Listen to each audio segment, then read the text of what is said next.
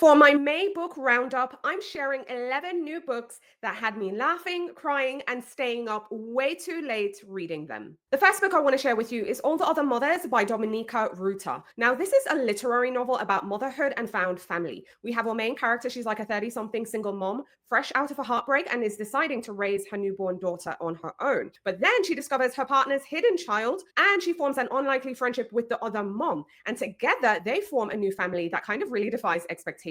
Now, the novel is beautifully written. It really hit me like a ton of bricks. It feels like a warm hug in one chapter, but then it's a gut punch in the other. Now, I felt our main character, Sandy, I felt her fears, struggling financial stress, the father's indifference, and just the ache of having to build a new support network. But also seeing those two moms find resilience together was absolutely beautiful. Book 2 is The Names by Florence Knapp. Now, this is kind of a genre-bending, mind-bending debut. Half of it feels like a thought experiment, half of it feels like a thriller, because this is one of those books that really play with the structure and the way it's written. The book is about Cora, a mom who must name her newborn son. And in doing so, she imagines 3 very different lives for him based on different names. And we see the story leaping ahead 7 years and seeing how one choice can ripple throughout the decades. So this is a story of like love and survival. But I have to tell you, the concept of this book, it is mind altering in the best way possible, because I wanted to get through each parallel storyline to see, okay, what is going to happen next. Now, this one does have some DV in there. Be mindful of that. But remember, structurally, this isn't normal, but it's good. It's really good. Book 3 is The Original Daughter by Jemima Way. This is another literary family drama, but this one is grounded more in sisterhood and identity. If you love a good intergenerational kind of story, I think this one is for you. We have our main character who, after 20 plus years, must reconnect with her sister because her mom, unfortunately, is passing away, and it is her request to see both her daughters together. Of course, when they get together, we see everything that unravels from that, from the betrayals and the challenges and just everything families go through, and also coming to terms with oneself. Now, the way this novel is written, it feels like you're reading someone's diary or you're eavesdropping on someone's personal conversation. There's lots of bravery in there. Our main character, Genevieve, I really admired her in that way, but also the other sister is fiercely ambitious and strong. There's sibling betrayal in there as well. At the end, my heartstrings were tugging. So if you're interested in sibling rivalry, finding oneself, but also the power of forgiveness, I think this one is good for you.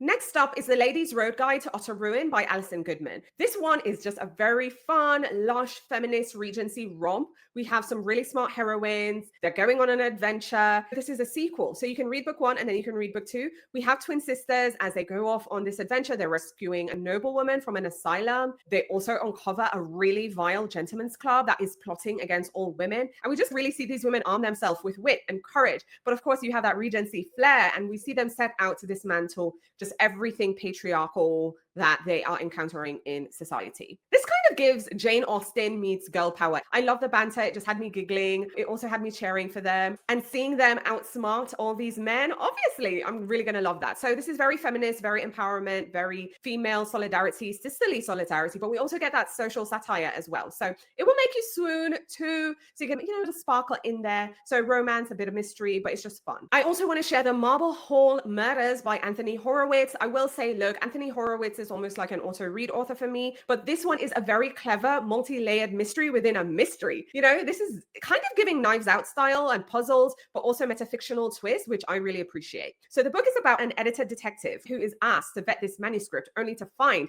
that its fictional murders are mirroring real crimes. So we see her having to decipher everything, but also racing to stop the next killing before she becomes the prime suspect. So of course you're going to have like puzzles as a part of the plot, and solving things. I'm trying to solve things in my head, but I'm also chuckling at our main character, Suzanne, very dry wit, but my kind of humor. Every revelation had me gasping, but I'm also double checking. And I'm like, hold on a second. Can I get in an extra page and find out what is going on before I have to set this down? It really kept me going. If you love metafiction, if you love puzzles, if you love like expert plotting, metafictional kind of work, razor sharp humor as well, I think this one will really take you down the rabbit hole if you want a good mystery fix. Next up is Main Characters by Hannah Orenstein. This is your breezy summer drama, but it's also about half siblings having to find common ground. So if you love a family saga, but you don't want to go too deep, you want to keep it light, this one will really whet your appetite. And I also love the setting. This is set in Maine, so you're going to get all that Maine regional charm. And I feel like Maine during summer hits different. So we have our main character who meets her half sister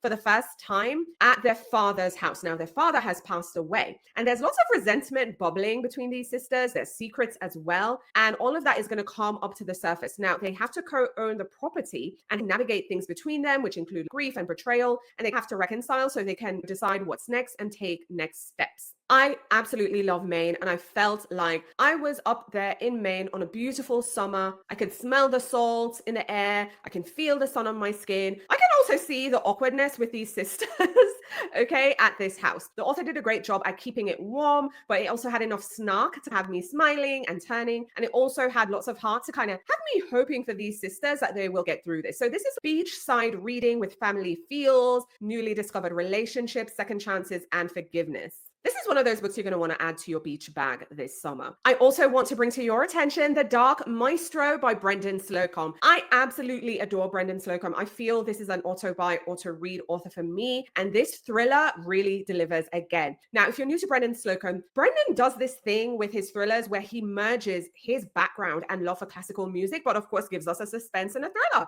Now, in this one, we meet our main character, Curtis. He's a really gifted cellist. He's like a prodigy, and he is rising up in his career. And then something happens where he and his family have to end up in witness protection because his father has some criminal ties that kind of really drags the whole family into this. Now, we also get some comic book themes in this as well. I'm not going to spoil it for you, but just know as time goes by, Curtis is like, no, I need to do something about this. And he is planning to take down his family's enemies. So the pacing was just breakneck speed. It had me rushing. I wanted to know what was going on. I really could feel Curtis's internal conflict and him just yearning for normalcy, but also wanting to fight back. I was backing him and saying, yes, save yourself, because I am always team save yourself. But again, the action kept me going. I think this is perfect for thrill seekers. If you love a unique protagonist, you're never going to read about a protagonist like this one. I love the thriller classical music mashup. Next up is Awake in a Floating City by Susanna Kwan. Now, this one is like climate fiction, meditation, literary with themes of memory and endurance. I know that was quite a bit. Listen, if you love Station 11, you're going to get those kinds of vibes. Now, this book is about our main character, Bo, an artist who refuses to abandon this flooded, climate-riddled, badly San Francisco until an elderly neighbor's plea for help pulls her back into community life. So we see Bo come together with some unlikely allies and is planning to preserve the city's stories and everything before it disappears forever. This is a book you're going to read for the beautiful prose, okay? It's just very well done. I was very invested in the main character's story and just feeling this sense of loss, but also feeling very uplifted by her determination to create beauty out of this catastrophe. This is one of those things where, you know, it's one of those books where you believe art can change lives and the world and it can outlast any disaster. It's one of those reads when you're looking for something hopeful, those hopeful climate disasters told in a beautiful kind of way, very beautiful storytelling, generational bonds, just quite resilience. It's a very poetic novel, but I really enjoyed it. So I wanted to put it on your radar. Next up is Along Came Amor by Alexis Daria. So if you love a second chance romance, steamy, angsty with that cultural flavor,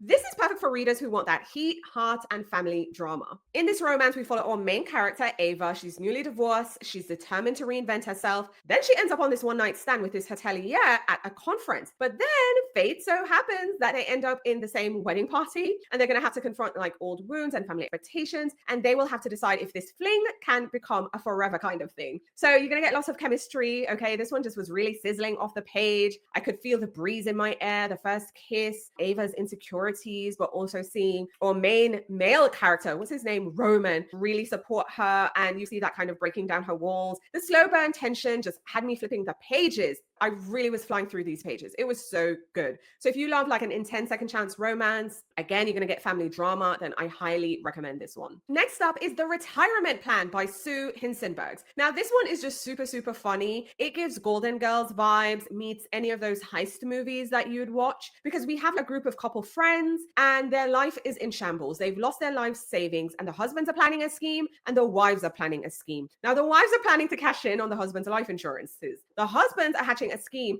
to have a casino heist kind of thing. This is just so funny. Cozy mystery, comedic, and lots of fun watching these folks try to plan and execute their daring comeback. This is perfect if you love those heist comedies, unexpected friendships. The fact that age is just a number, because seeing these people go all out is absolutely wild. It warms my heart. Again, I just think the whole situation and the whole story will really keep you turning the pages. And I think this is an absolute must read this summer. It has beach read written all over it. And the last book I want to share with you is The Book of Records by Madeline Thien. I think that's how the last name is said. I don't know how to describe this book. It is very literary, kind of genre defying, genre bending. You're getting all kinds of stories in this one. I felt like it even touched magical realism too. This is perfect for readers who just love literary stories. You love a good puzzle, and you're reading this one for vibes, but it's also telling a very thought-provoking story too.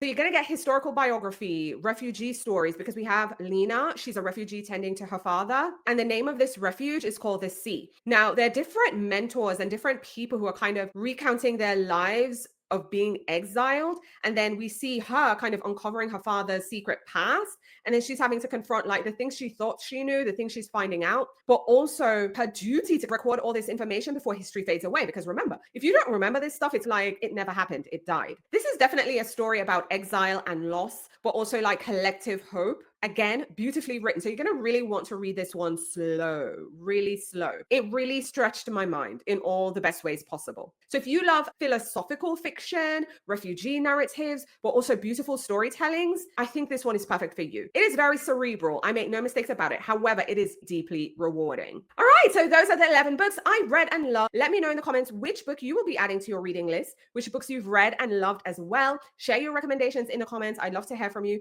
Let us keep adding books to our TBR and share recommendations with each other. Now, if you haven't already, now's a great time to like the video, share the video, tell a friend about the channel, but also subscribe and hit that notification bell so you're the first to know what's new when I go live and when new videos are uploaded. Thanks for watching. Talk to you soon.